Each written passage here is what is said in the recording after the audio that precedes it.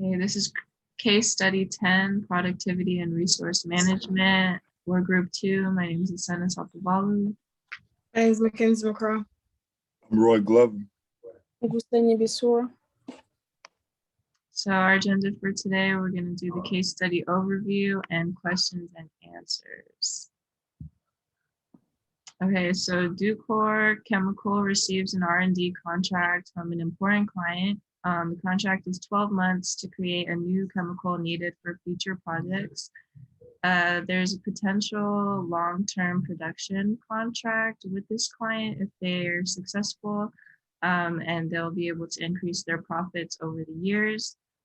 Conflicts between the project manager and the senior chemist, John Thornton, arise throughout the project duration, and the project manager discusses these issues with the lab manager, and the lab manager declines switching out the chemist and agrees to sit in on meetings with the client once a month. So during the second team meeting, John invalidates the client's request for testing, and the client is furious over John's remarks, and he threatens to give the contract to competing chemical companies. And the lab manager is not present during these first two meetings, like he said he would be. So the first question is, how do we create a partnership between the project manager and line managers when the project manager focuses only on the best interests of his or her project and the line manager is expected to make impartial company decisions? I think the best thing that they could do is have better communication. I think the project manager should sit down with John and try to come to an agreement on how things should be running in the project and what role everyone should play. And I think that if that wasn't successful, then the project manager was right to come to the lab manager with these issues and try to get him to kind of help resolve them. I think the lab manager was listening to all of the problems that the project manager was having, but was too quick to put him down. And I think he should have made more of an effort and should have met with the project manager and John to kind of sort everything out. And I think ultimately every project matters. And so I think they should have all sat down together and come to a consensus on how people should handle themselves as a project team.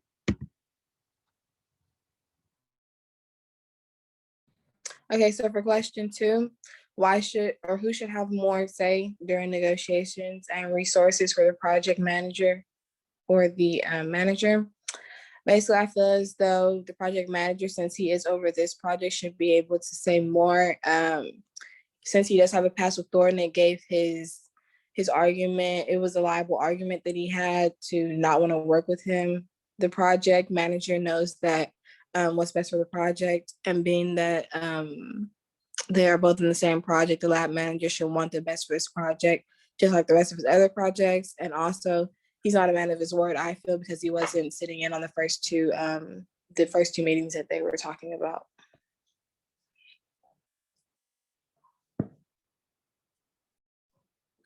How should irresolved conflicts over staffing process? You should get a superior to hear the situation out and come to a middle ground, or both parties should be professional enough to understand that everything is not going to be perfect. Everybody can't get what they want and find a middle ground. As long as the project is completed on time without any problem, at the end of the day, they should put their conflicts aside and complete the project. Question 4, should external customers have a say in project staffing? I don't believe that they should keep people out of work because they don't like them or they don't have a good relationship. But I also believe that they should have the right to be able to rate people at their job, rate them on their professionalism, and rate them on how they connect with the people, and if they make a good working environment. So I'm on both ends of the stick on that question. Okay, question 5, how do we remove an employee who is not performing as expected? I think the better way wouldn't be to take a quick decision about that. The first thing should be trying to talk with the person and see what is going on. He might have some issue that we don't know that might affect his work.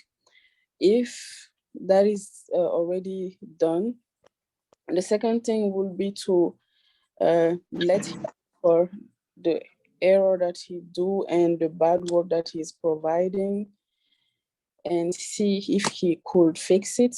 If that is not fixed, then it should be reevaluated, which means that he can go through some tests to see if he really know the job and if he still have the capacity to achieve the job correctly. And if that doesn't work, it's better to let him go to avoid harming the good quality of the work for the company.